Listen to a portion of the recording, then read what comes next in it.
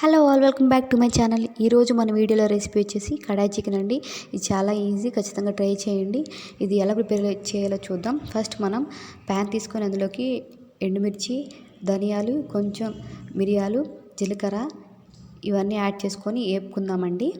వేపుకొని పక్కన పెట్టుకుందాం ఒక 5 to 10 minutes. చూసారు కదా, వేపుకున్నాం. నెక్స్ట్ మనం ముందే ఉడకపెట్టుకున్నాను అండి చికెను.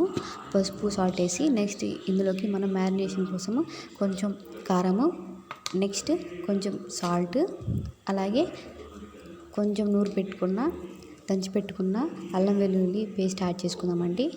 ఈ మొత్తాన్ని మనము మ్యారినేట్ చేసి పక్కన పెట్టుకుందాము.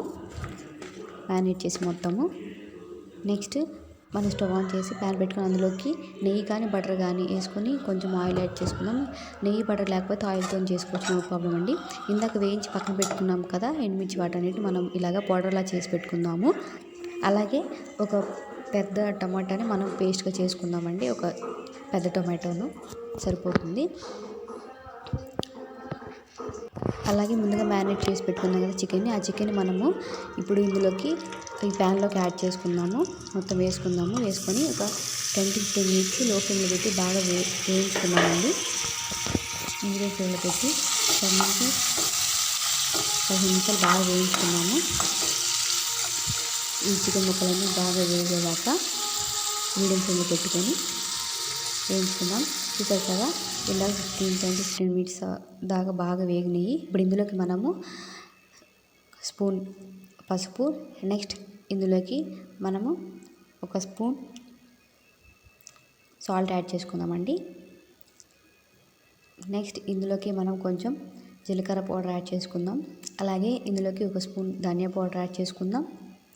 అలాగే ఇందులోకి ఒక స్పూన్ కారం యాడ్ చేసుకుందాం. కారం ఎక్కువ యాడ్ చేసుకోవద్దండి, ఇందాక మనము ఎండుమిర్చి చేసాం కదా, సరిపోతుంది. జస్ట్ కొంచెం యాడ్ చేస్తే చాలు, ఎక్కువ యాడ్ చేసుకోమాకండి, కారం ఉంటుంది.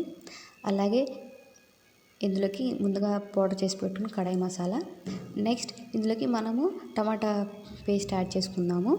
ముందుగా పేస్ట్ చేసి పెట్టుకున్నాం కదా, ఆ టమాటో పేస్ట్ యాడ్ చేసి పెట్టి మొత్తం తిప్పుకుందాము. ఇలాగ 5 minutes తర్వాత నెక్స్ట్ మనం కరివేపాకు యాడ్ చేసుకుందాము. అలాగే ఇందులోకి నేను పాలపైన మీగడ, పెరుగు పైన ఉన్న మీగడ తీసేసానండి. ఇది లేకపోయినా పర్లేదు, ఉంటే కొంచెం టేస్ట్ బాగుంటుందని నేను యాడ్ చేశాను. లేకపోయినా మీ దగ్గర పర్లేదు. అలాగే 2 spoons పెరుగు యాడ్ చేద్దాము. 2 to 3 spoons చాలండి, ఎక్కువ వేసుకోమాకండి. పెరుగు స్మెల్ అంటే పెరుగు మనకి ఫ్లేవర్ వస్తుంది. 2 spoons చాలు. వేసుకొని మొత్తం మనం ఇలా కలిసేలాగా మొత్తం మనం తిప్పుకుందాము. చూసారు కదా, మొత్తం కలుపుకున్న తర్వాత ఇందులోకి మనము గ్రేవీ కన్సిస్టెన్సీ కోసము వాటర్ యాడ్ చేసుకుందాం.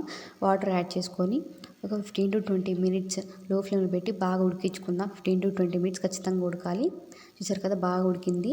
ఇందులోకి నేను ఉల్లిపాయ కట్ చేసి యాడ్ చేస్తున్నాను. సన్నగా కాదండి, ఉల్లిపాయ సగం కోసిన తర్వాత వాటిని ఒక్కొక్క రెమ్మలుగా అలా తీసేసి నేను వేసేసాను. చూసారు కదా, ఇలాగా వేసాను. నెక్స్ట్ ఇందులోకి మనం చిన్న పీసెస్గా కట్ చేసుకుని క్యాప్సికమ్ యాడ్ చేశాను.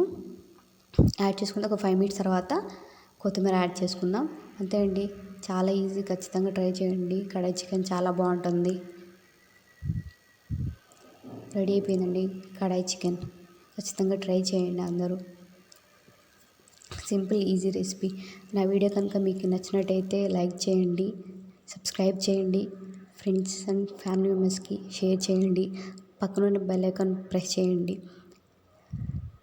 Thank you so much. ఇంకా మంచి వీడియోస్ మీ ముందుకు వస్తాను. Thank you.